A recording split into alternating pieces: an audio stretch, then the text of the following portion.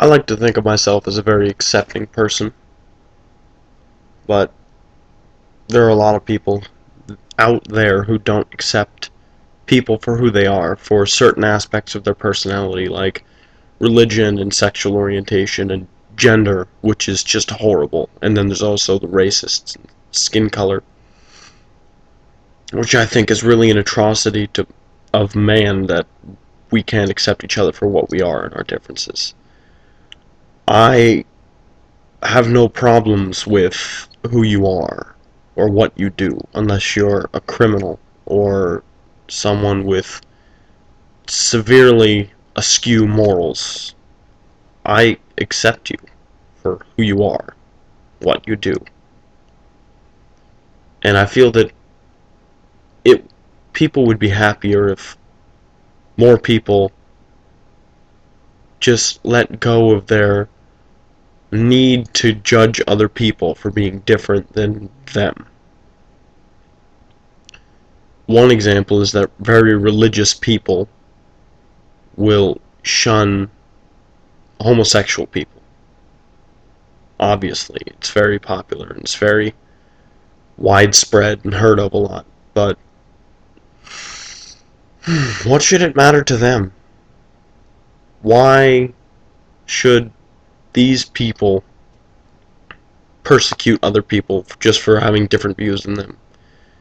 Your views are your own, and that's why you support them, because you believe in them. But if other people don't believe in them, they shouldn't be forced to believe in them. I'm fine with people, vegetarians and gay people and lesbians and people of all races and vegans, whatever, Hindus and Jews and all these people. But I start to get annoyed when people try and force their views on other people. Like vegetarians say, hey man, you shouldn't eat meat that's killing animals. That is pushing the realm of comfort for me. If someone else tries to impose their views on me, then I become irritated. Because I don't push my views onto you, even though I don't agree with your views, and I might think that mine are better, because I hold them myself. Doesn't mean that it's my job to tell you how to live your life. So, I certainly won't want you telling me how to live mine. Religious people pushing their religion onto homosexual people, saying God hates fags, which is a very derogatory term, and I don't support the use of it at all. It's degrading for me as a religious person to have people telling other people what to do. And there are a lot of religions, and they can impose their views on anyone else, but I won't respect them more for it. I won't be tempted to convert to whatever they're supporting if they try and force it on other people. If you offer someone something, they're more likely to take it than if you force it onto them.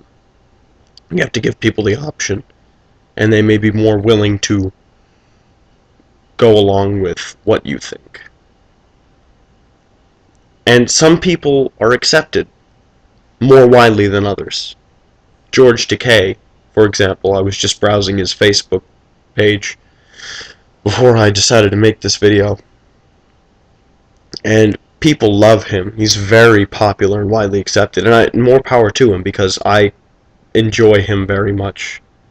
But he's gay, and he's famous, which I feel makes more people accept him.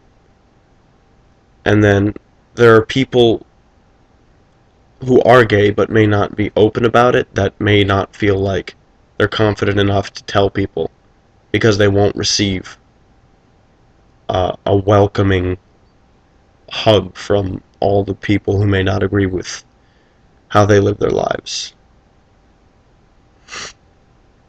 And honestly, not everyone's going to be happy about it, but there's no way that everyone in your life is going to shun you for it. Women's rights. I particularly despise men who choose to not give women rights that they deserve. women and voting was a big deal back in the 1920s. And they got that, and men seem to think that they're losing ground, so they choose to oppress women continually up until even now, which is shameful. It's been almost 100 years, and we still can't give up more rights to women who deserve them. We can't be living as equals, and it's shameful. Men make more money than women in the same job positions. That's unfair. Women should be paid just as much. Women have accomplished a lot of things that men would have done but would have taken longer to do. Like the bulletproof vest and fire escapes were both invented by women. Chauvinism, I find particularly repulsive. Men intentionally insulting women to make them feel down on themselves, using women as sex objects and objects of lust, and not treating them like the human beings that they are with ideas and creativity and humanity. It's horrible. I noticed this when I was very young, and I've decided to do all that I can in my own sphere to help women out. And I know that's probably a futile pursuit.